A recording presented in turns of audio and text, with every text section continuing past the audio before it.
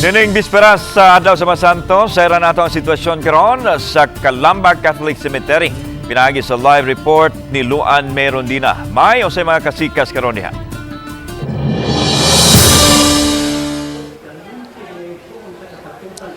Yes, Lan, human sa election fever, anamanam na usab nga midagsa sa mga samang ang mga tao aron moduaw sa lubnganan sa ilang mga mahal sa kinabuhi.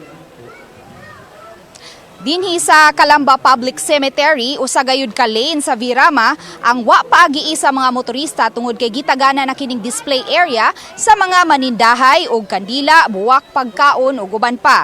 Matud sa mga manindahay dinhi, walay pag-irog sa presyo sa mga kandila apan adunay dakong usbaw sa presyo sa mga buwak.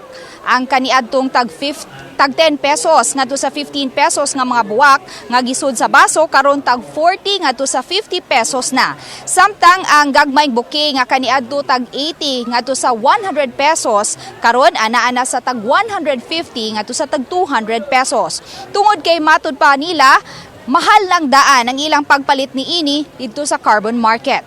Sa pikas bahin, may mga personnel na usab sa PNP ug mga barangay tanod nga gidestino sa entrance ug exit sa samang. On standby na usab ang mga traffic personnel ug ang kabumbiruhan.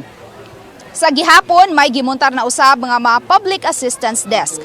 Ubay-ubay na usab ang mga misayo pagduaw sa lubnganan sa ilang mga mahal sa kinabuhi aron makaligay sa bagang duot sa mga tao sugod ugma Nobyembre 1.